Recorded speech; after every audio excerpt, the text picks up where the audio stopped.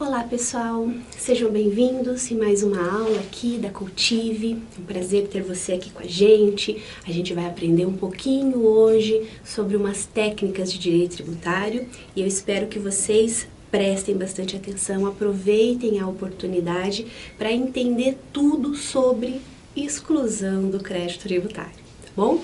Preciso que vocês tenham em mãos Código Tributário Nacional, que nós vamos trabalhar com os artigos do código, tá bom?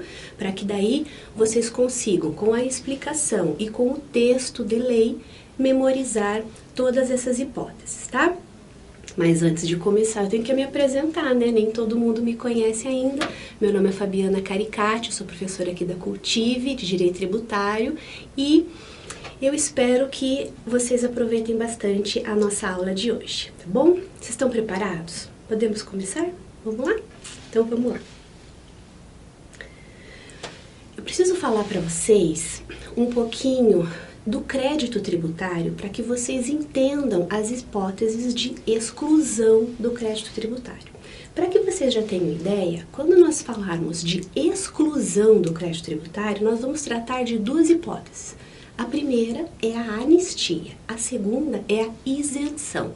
São dois termos bem polêmicos de direito tributário, até porque existe muita confusão com outros institutos do direito tributário, como por exemplo a remissão, a imunidade, tá? Mas a não incidência.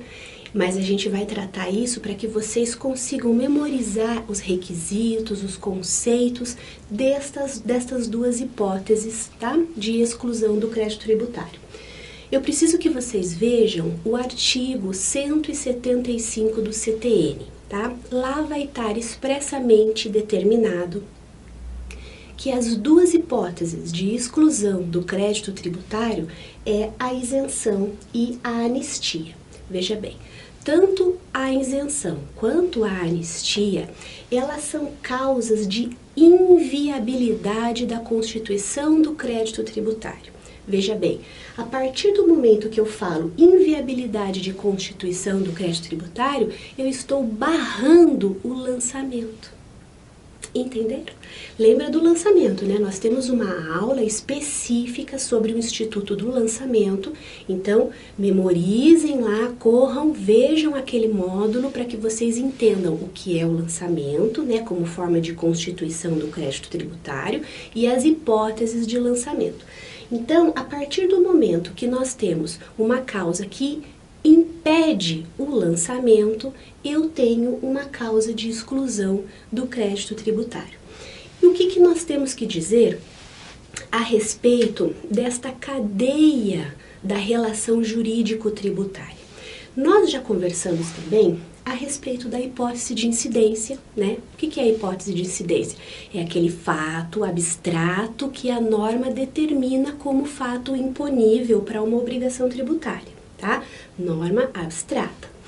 A partir do momento que eu tenho em seguida o fato gerador, já é o momento concreto da ocorrência daquela hipótese descrita abstratamente em lei, que seria a hipótese de incidência.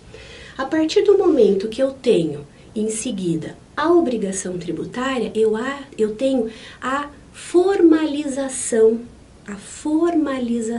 da obrigação tributária com a identificação do sujeito passivo, do quanto se deve, quem se deve, né? Para quem se deve, quem é o credor, quem é o devedor. Então, há a materialização dessa obrigação tributária. Em seguida, surge uma lei de anistia ou de isenção que impede o lançamento. Então vejam, a isenção e a anistia, ela acontece nesse momento de tempo antes do lançamento, né? Se não houvesse essa legislação da anistia, né, ou da isenção, obrigatoriamente aconteceria o lançamento com a constituição do crédito tributário, então nasceria o crédito tributário. Uma vez definitivo o crédito tributário, então nós podemos falar em inscrição em dívida ativa e o fisco, né, os entes credores estariam aptos a fazer a distribuição da execução fiscal para então fazer a cobrança, né, a exigibilidade daquele crédito. Mas a partir do momento que existe uma determinação legal de exclusão do crédito tributário, ela acontece neste momento impedindo o lançamento, ou seja, a constituição do crédito tributário. Então, vocês precisam ter em mente estas situações dentro desta relação jurídico-tributária. Por quê? Porque é isso que vai diferenciar a anistia e a isenção daqueles outros fatores, daqueles outros institutos de direito tributário que nós comentamos no começo da aula, né? Então, é muito importante entender essa cadeia da relação jurídico-tributária. E eu vou dizer para vocês, grande parte das questões de prova, de concurso, de OAB, você consegue resolver tendo memorizada esta relação jurídico-tributária. Muitas questões invertem esta ordem da cadeia como pegadinha. E se você não memorizou essa cadeia linear da relação jurídico-tributária, você vai se perder. Tá, mas a hipótese de incidência vem antes ou depois do fato gerador? Mas e o crédito tributário vem antes ou depois do lançamento? Então, esta relação jurídica vocês têm que ter na ponta da língua. Tá bom? Isso é super importante para o direito tributário. E daí o pessoal não entende, o pessoal não memoriza, e daí eles falam, mas direito tributário é muito difícil. Não, gente, não é difícil, é lógico, é racional, tá? É muito simples a partir do momento que você entende as relações lógicas, o intuito do legislador, o objetivo da justiça fiscal, ok? Então, vamos seguir aqui. Tendo isso em mente, que nós vamos tratar hoje de isenção e anistia, como hipótese de exclusão do crédito tributário, está lá no 175 do CTN, nós vamos continuar falando deles. Vejam bem, a isenção e anistia, como a gente comentou, são normas que excluem, de exclusão do crédito tributário.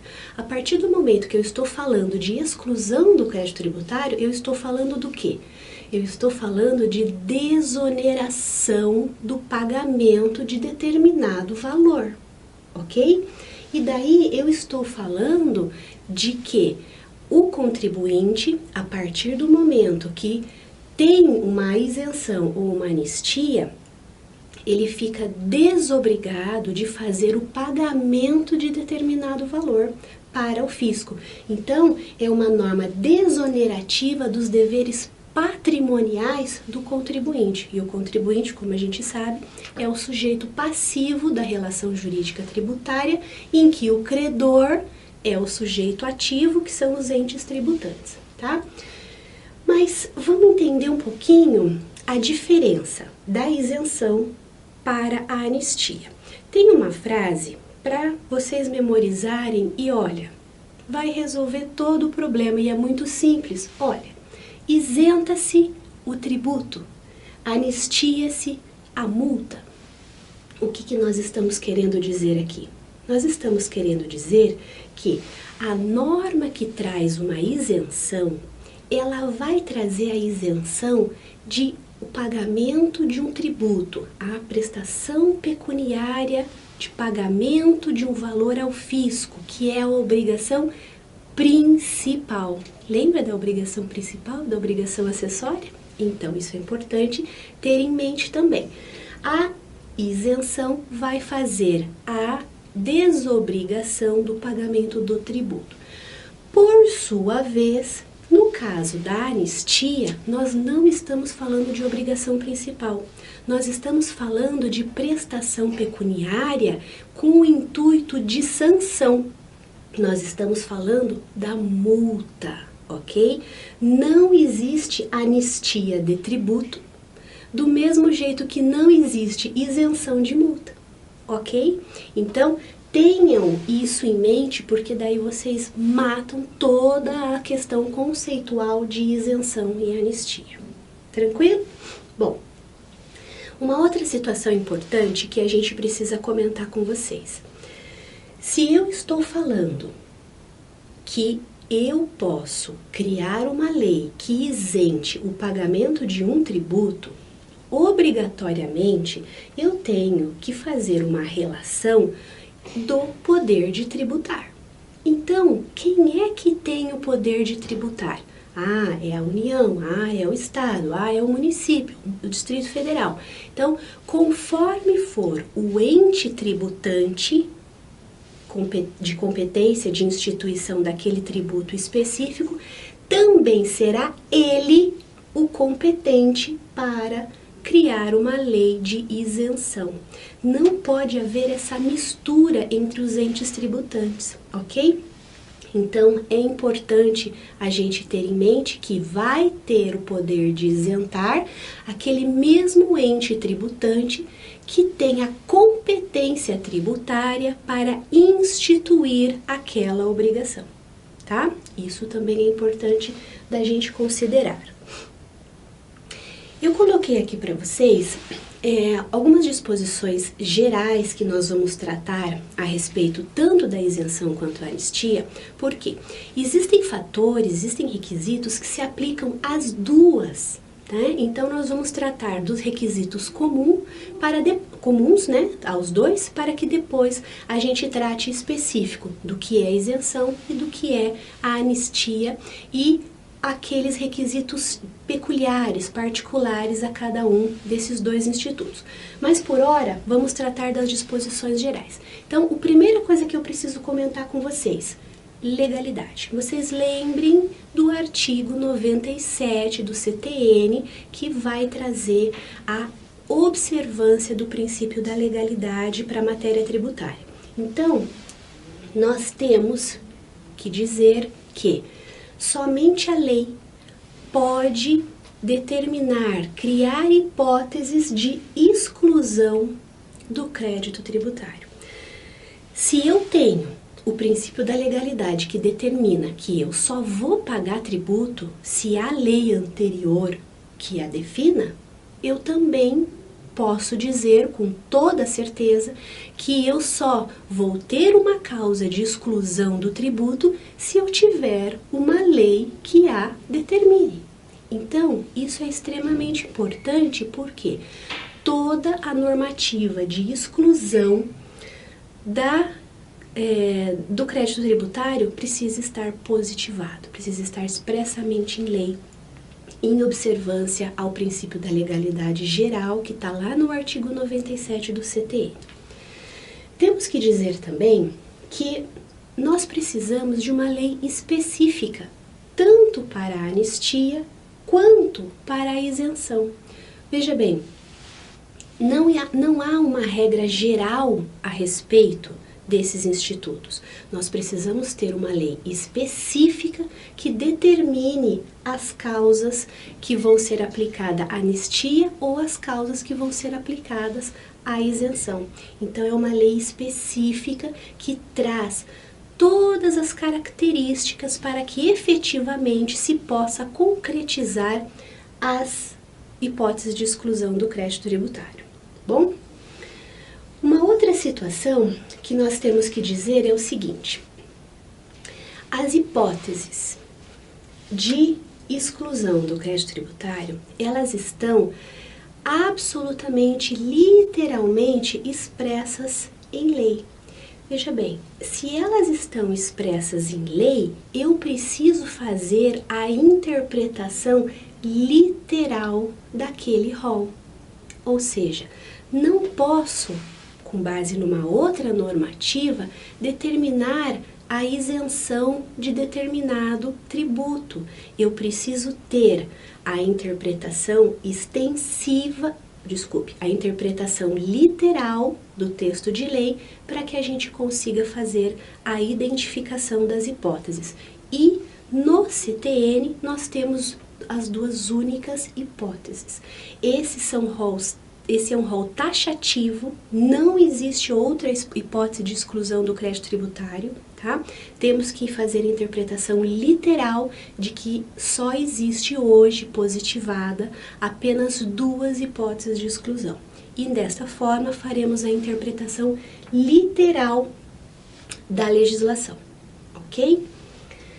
Uma outra situação que a gente precisa comentar é o seguinte: no caso da isenção, nós estamos falando que a isenção, ela afasta o pagamento do tributo.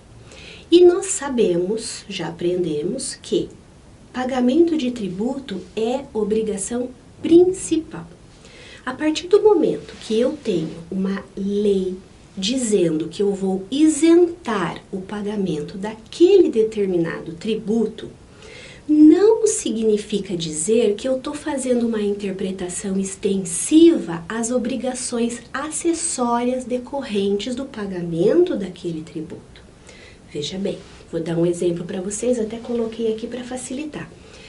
Imagine que haja uma lei isentando o pagamento do ICMS de determinada operação. O contribuinte, ele vai estar desobrigado ao cumprimento da obrigação acessória, da obrigação principal, ou seja, ele não irá fazer o pagamento do tributo. No entanto, como a interpretação ela é literal, eu não posso estender a isenção para as obrigações acessórias. Por exemplo, emitir a respectiva nota fiscal daquela operação. Então, eu vou cumprir a obrigação acessória, eu vou emitir a nota fiscal, mas por conta da lei de isenção, não vou precisar recolher o tributo, que é a obrigação principal. Então, isso é importante considerar também, tá?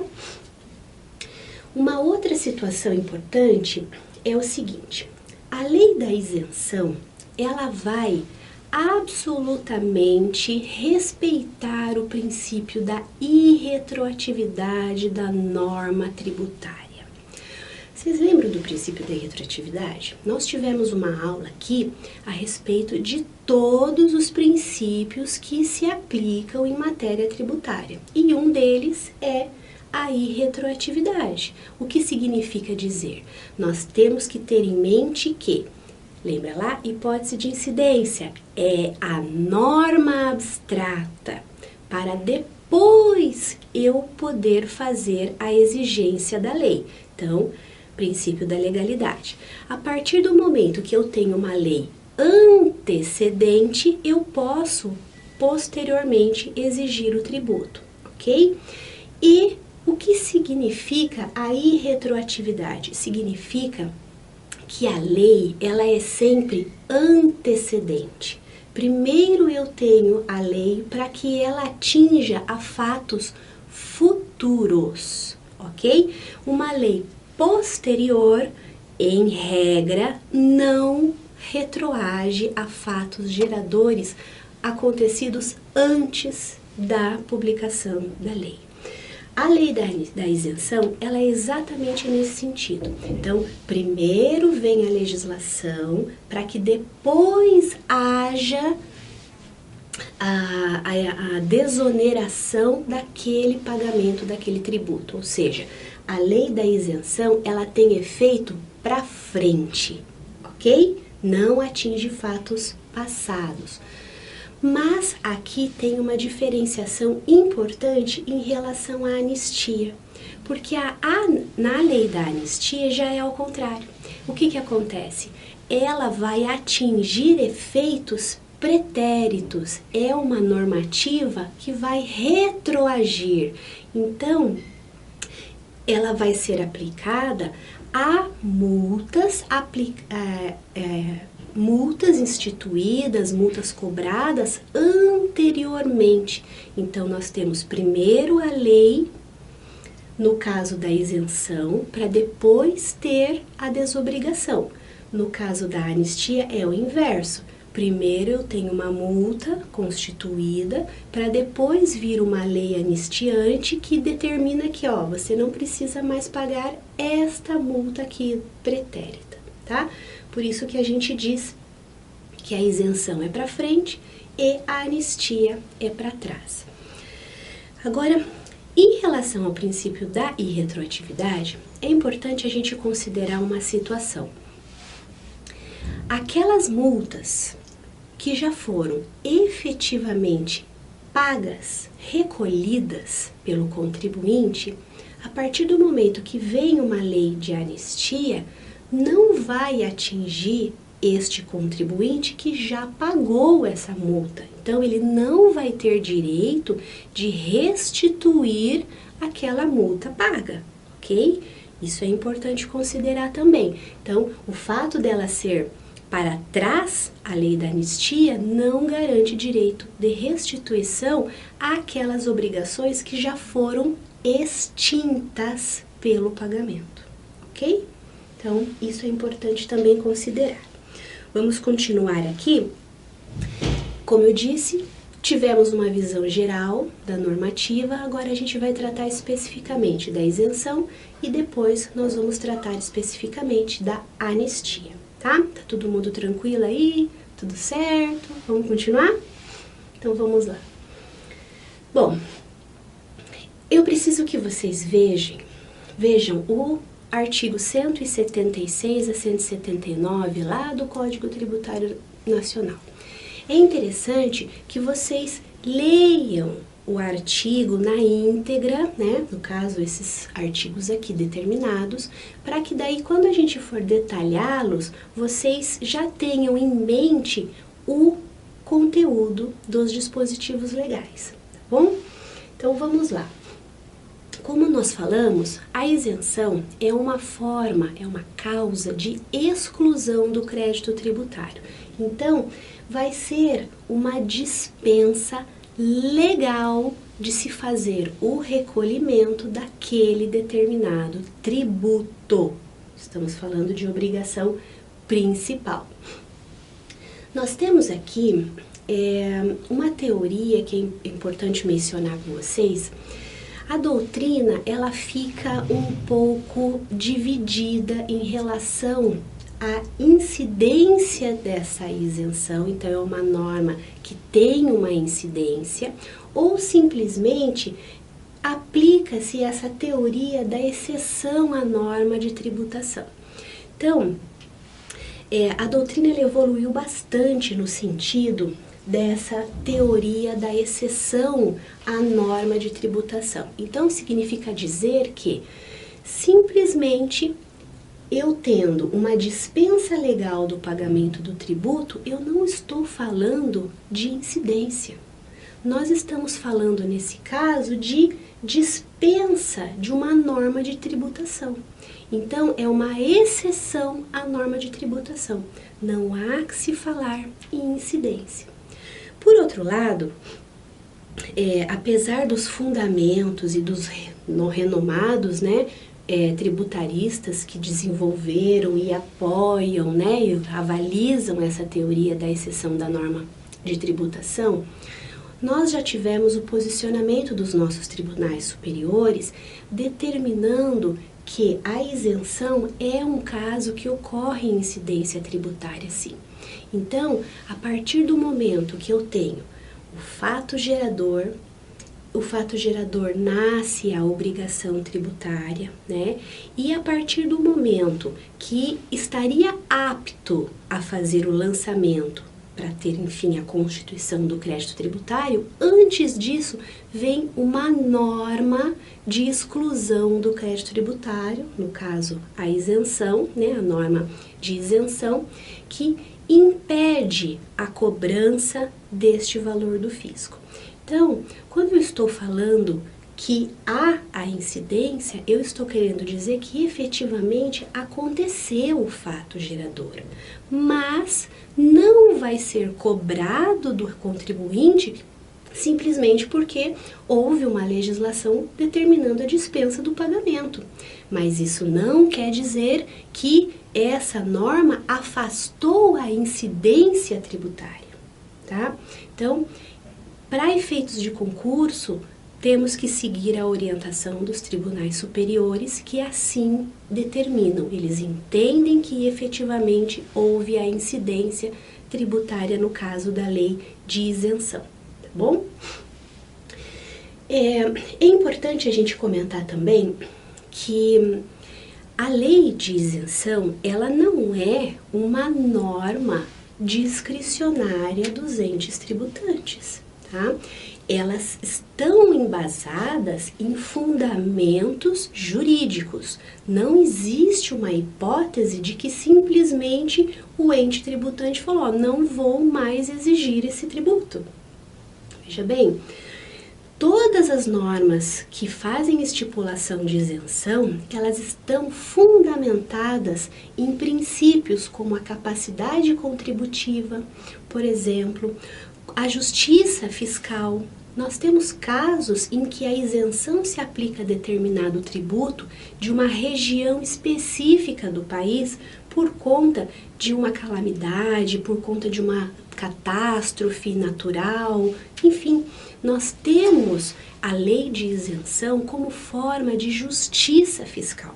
Então, não pensem vocês que há discricionariedade, falta de fundamentação legal para fazer isenção. Não acontece isso, tá? Agora, é importante considerar que como pode um ente tributante fazer a isenção do pagamento de tributo para determinada região em detrimento de outras regiões do país. Se a gente pensar no princípio, né, da uniformidade geográfica, o que significa esse princípio tributário? Significa dizer que os entes tributantes, eles precisam fazer a instituição de tributos de forma geral, abstrata, que atinja todos e não direcionar determinados setores, né, determinadas regiões do país em prejuízo de outras.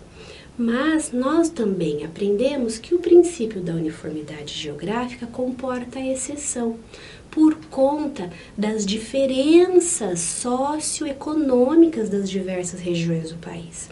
Então, a exceção ao princípio da uniformidade geográfica, ela é sim uma exceção amparada na justiça fiscal, amparada no princípio da isonomia, da igualdade, né?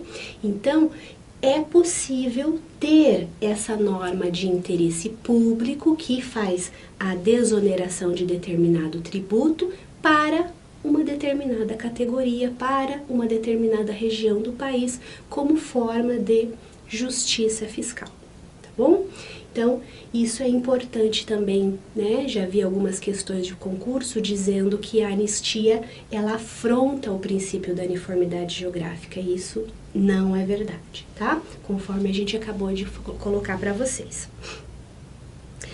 Tem uma outra situação também em relação à isenção, porque o próprio CTN, ele vai fazer a identificação de duas espécies de isenção. Nós vamos ter a isenção geral, né? A isenção geral, em regra, tá?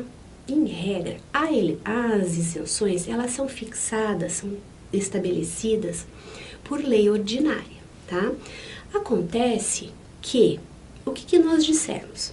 Nós dissemos que aquele que tem o poder de tributar é o mesmo ente que tem o poder de isentar. E no caso, por exemplo, dos tributos que são obrigatoriamente instituídos por lei complementar.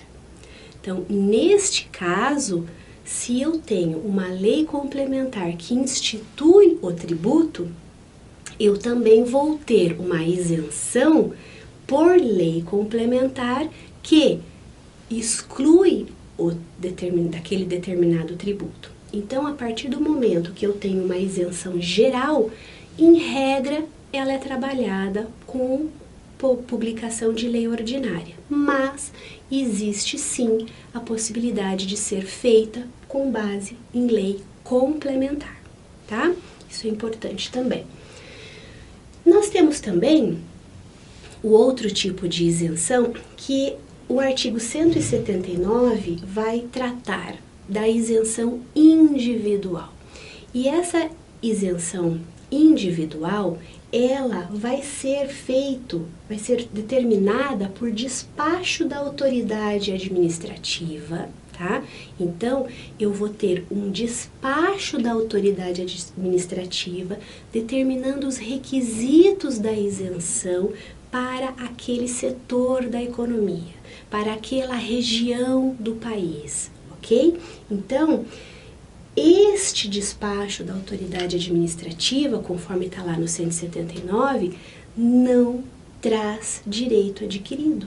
Pode ser revogado a qualquer tempo, tá? Nós vamos falar da revogação da isenção. Por quê?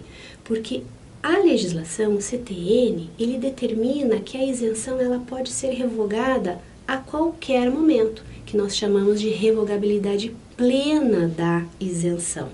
Isso é importante considerar. Mas existem alguns requisitos, né? Algumas exceções que se trata da isenção onerosa. Então, o artigo 178 vai dizer o quê?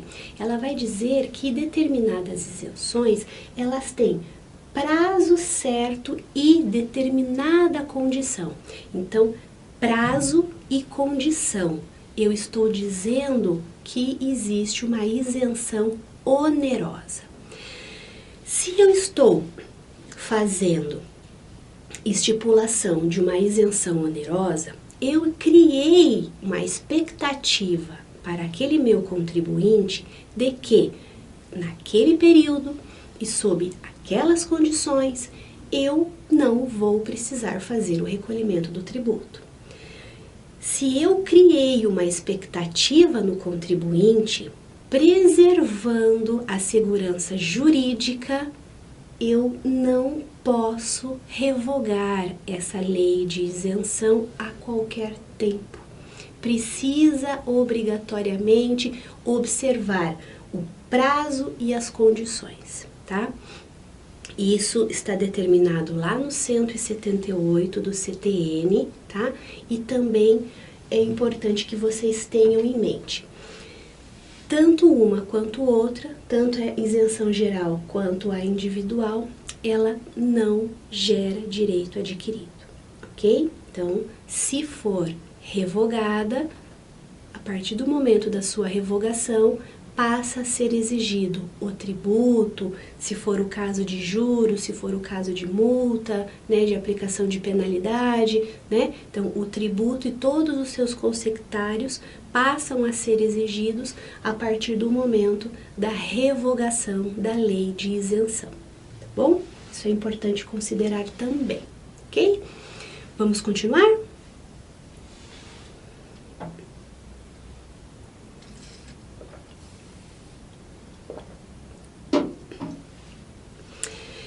Então, dando sequência aqui, o que é importante a gente falar também a respeito da isenção. Veja bem, a doutrina, ela fixou a isenção como uma hipótese de exclusão do crédito tributário, mas nós estamos falando aqui de tributos unilaterais. O que significa tributos unilaterais em comparação aos tributos bilaterais? Vocês lembram desses conceitos? Então vamos lá. Os tributos unilaterais são aqueles que exigem unicamente o desembolso financeiro, o recolhimento de um valor ao fisco, tá? Esses são tributos unilaterais. Existem também os bilaterais, em que há o pagamento de determinado valor para que haja a contraprestação do Estado na prestação de serviços, por exemplo. Então, quando nós estamos falando de isenção, nós estamos falando de isenção para tributos unilaterais, aqueles não vinculados à atividade estatal.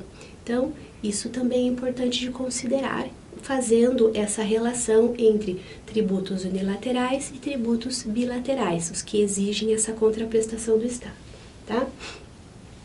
E essa informação vai estar lá no artigo 177. Olha o que determina o 177.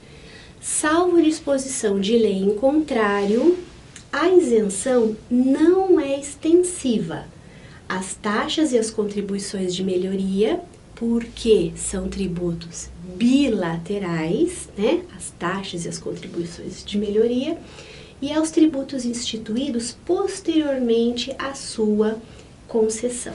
Então, isso que nós estávamos falando, que a isenção vai ser aplicada aos tributos unilaterais, e importante considerar que nós temos essa ressalva no início do caput do 177. A partir do momento que eu digo, salvo disposição de lei em contrário, eu estou querendo dizer que a regra geral é que a isenção não é extensiva às taxas, às contribuições de melhoria e os tributos instituídos posteriormente. Mas pode haver uma exceção, né, que seria o salvo disposição de lei em contrário, que autorizaria que a isenção incidisse sobre tributos bilaterais e também aqueles instituídos posteriores à sua concessão. Então, o artigo 77 deixa essa brecha na legislação, muito embora, né, o que nós temos visto na prática é a regra geral, né, mas existe essa ressalva que é importante considerar para vocês, tá bom? Vamos falar um pouquinho agora da anistia, né? Então, primeira coisa, preciso que vocês peguem a legislação e leiam o artigo 180 a 182, que vai tratar da anistia. E o que significa anistia? A anistia é o perdão de determinada infração praticada por conta de um ato infracional.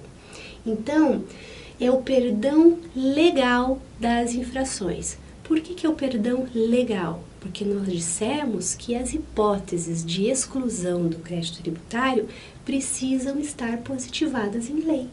Então, se precisam estar positivadas em lei, eu estou querendo dizer que o ente tributante vai perdoar, com base na determinação legal, o recolhimento daquela multa aplicada por conta de um ato infracional. Nós sabemos que a multa é uma penalidade por conta de uma infração.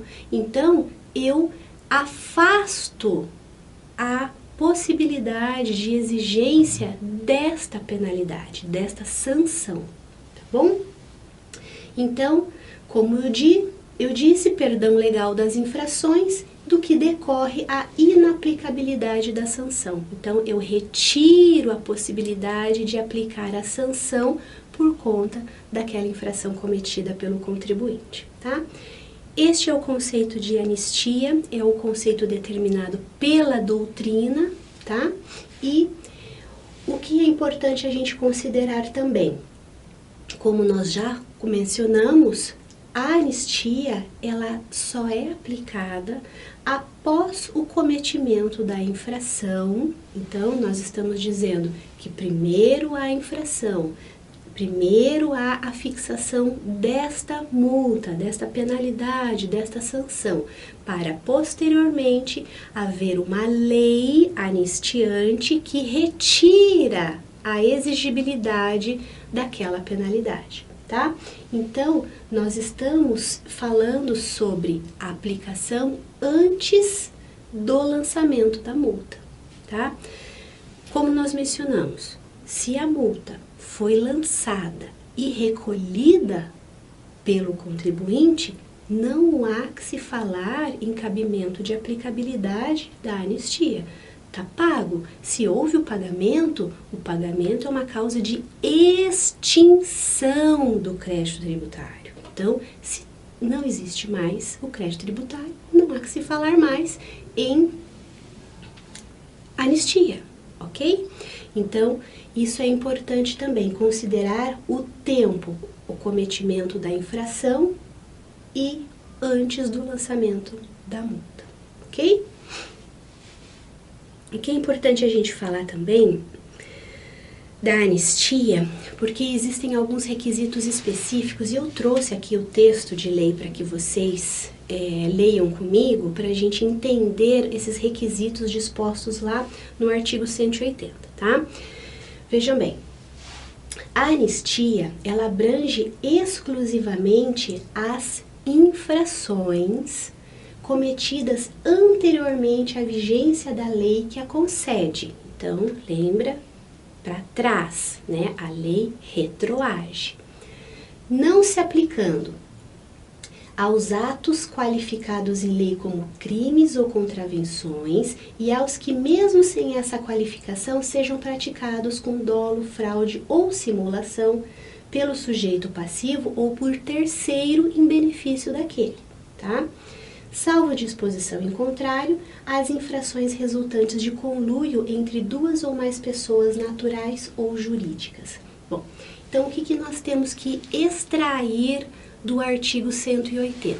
Eu até coloquei em negrito aqui para que vocês vejam aquilo que nós estávamos falando. A anistia, ela vai abranger as infrações, a sanção, a penalidade por conta da prática de um ato infracional, mas não afasta o tributo. Por que não afasta o tributo? Porque a anistia não atinge o tributo. O que atinge tributo é a isenção, ok? Memorizem isso. Então, ela vai ser aplicada com exceção destes dois incisos. Agora, vejam bem, o inciso 1 vai determinar atos infracionais, que sejam crimes ou contravenções, ou mesmo que não seja crime ou contravenção, desde que haja prática de dolo, fraude ou simulação. Se nós temos estas características na conduta do sujeito passivo, não há que se falar em anistia, ok? Agora, olha a redundância do inciso 2. As infrações resultantes de conluio entre duas ou mais pessoas. Gente, conluio não é uma conduta dolosa. Se é uma conduta dolosa, não concorda comigo que automaticamente se aplica o inciso 1? Mas, qual que é o problema do inciso 2? Essa parte em negrito aqui. Salvo disposição de lei em contrário. Então, aqui há uma disposição, há uma brecha, né, para que seja aplicada a anistia nos casos de infrações resultantes de conluio doloso, né, entre duas ou mais pessoas jurídicas naturais ou jurídicas, né, pessoas naturais ou jurídicas. Então, este salvo disposição em contrário significa que a regra geral é que não pode haver anistia nesta situação de conluio, mas, salvo exceção, pode ter, ok? Então, isso também é uma pegadinha de concurso por conta desse dispositivo. A gente fica na cabeça de que crime, contravenção, dolo, fraude, simulação não cabe a anistia. E é regra geral? É regra geral, mas tem a exceção no inciso 2 quando estiver falando de infrações resultantes de conluio, ok? Então, eu trouxe o artigo 180 para que vocês conseguissem visualizar no corpo do texto esses requisitos específicos e essas exceções à regra geral, tá? A anistia, também é importante considerar, existe também dois tipos de anistia da mesma forma, como nós estávamos falando da isenção. Aquelas de caráter geral, né? Então, não há nenhuma dúvida. Se é caráter geral, existe uma legislação que abrange toda aquela coletividade, né? Mas tem também a anistia aplicada limitadamente, que seria aquela individualizada para uma categoria, como acontece lá com a isenção. Então, a anistia ela pode ser concedida, inciso 1, em caráter geral. Inciso 2, limitadamente. Limitadamente a infração da legislação relativa a determinado tributo, a infração punida com penalidade pecuniária até determinado montante, a determinada região do território da entidade tributante e sob condição de pagamento de tributo no prazo fixado pela lei que a conceder. Veja, essas alíneas A, B, C e D, elas são aplicadas unicamente à anistia limitada. Por outro lado, todos esses requisitos não precisam ser observados no caso da anistia geral. Então, significa dizer, contrário senso, que a anistia em caráter geral, ela vai poder ser aplicada a qualquer tipo de infração, uma ou mais, tá? Infração à legislação de determinado tributo. Ela não tem um valor determinado, dependente do valor, vai ser aplicada a anistia, né? Ela pode ser feita ou em determinada região ou de forma geral em todo o território nacional, né? E não precisa de condição, né, como pagamento do tributo. Então, contrário senso, eu aplico a anistia em caráter geral. Se ela for limitada, eu tenho que observar essas 4 alíneas, ok? Isso é importante também considerar em relação ao artigo 181. Então, retomando aqui, vamos falar um pouquinho do artigo 182, que também vai tratar da anistia. O que determina a anistia do 182? A anistia, quando não concedida em caráter geral, é efetivada em cada caso, por despacho da autoridade administrativa, em requerimento com o qual o interessado faça prova do preenchimento das condições e do cumprimento dos requisitos previstos em lei para sua concessão. Então, nós estamos também tendo um artigo no CTN em relação à anistia limitada, porque nós estamos falando aqui aquela que não é concedida em caráter geral, então, absolutamente, eu estou me remetendo ao inciso 2 do 181. Então, estou falando da anistia limitada. Ela vai ser feita por despacho da autoridade administrativa, tá? E a norma precisa especificar todas as condicionantes daquela anistia limitada. Então, preciso especificar o valor, o prazo, a forma de pagamento, as datas de vencimento, a região que se aplica, o setor da economia que se aplica, tá? Então, todos esses requisitos precisam estar nesse despacho da autoridade administrativa, que vai ser feito caso a caso, tá? E por óbvio, como isso é determinado caso a caso, eu posso dizer que, se ela for revogada, se essa lei for revogada, automaticamente passa-se a exigir o recolhimento da obrigação. Mas é importante também colocar que o parágrafo único do 182 também determina que não há direito adquirido. Então, se esse despacho for revogado, não gera direito adquirido, aplicando-se, quando cabível, o disposto no artigo 155, né, que vai tratar da revogação da moratória, tá? Então, isso é importante considerar para vocês também, né, para que vocês tenham uma noção geral dos termos da anistia. Para que a gente possa finalizar, eu vou comentar com vocês um pouquinho a diferença desses institutos com outros institutos, que é o que sempre cai em concurso e sempre causa confusão, tá bom?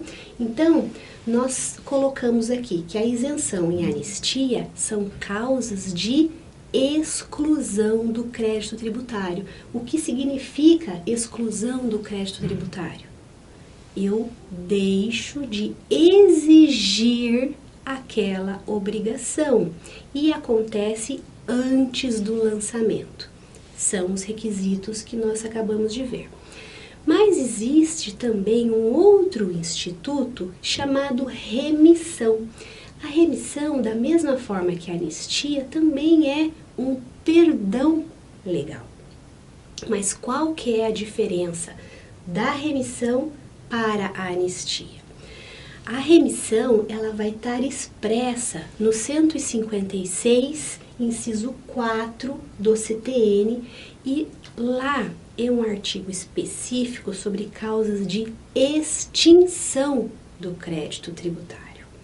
Enquanto nós estamos falando que a anistia, ela simplesmente retira a penalidade, a exigência da sanção, a remissão, ela afasta por completo, seja o tributo ou a multa que já foi lançada. A remissão, enquanto causa de extinção do crédito tributário, ela vai afastar tanto a multa quanto o tributo que já foi lançado. A remissão se aplica após o lançamento, enquanto a anistia e a isenção se aplica antes do lançamento, impede o lançamento, tá bom? Então, nós temos que considerar essa diferença, né? E a remissão, como comentei, vai tratar tanto de tributo e multa. Por outro lado, a anistia nós vimos que só trata da multa, tá? Então, são algumas diferenças que vocês precisam considerar. E por último, é importante mencionar a tal da alíquota zero. O que é alíquota zero? É isenção? Gente, não é isenção. É muito parecido, mas não é isenção. Quando nós estamos falando de isenção, nós estamos afastando absolutamente a possibilidade do lançamento. Eu vou estar afastando todos os elementos decorrentes do fato gerador, tá? Todos os elementos decorrentes do fato gerador. Então, eu vou ter todos os requisitos da obrigação tributária afastada, todos os requisitos afastados no caso da isenção. Quando eu estou falando em alíquota zero, eu não estou falando em afastar todos os elementos, eu estou falando em afastar apenas o elemento quantitativo, que é a alíquota, é o quantum debeatur. A alíquota é um dos elementos, né, do fato gerador que vai fazer o quanto vai ser feito de pagamento para o fisco.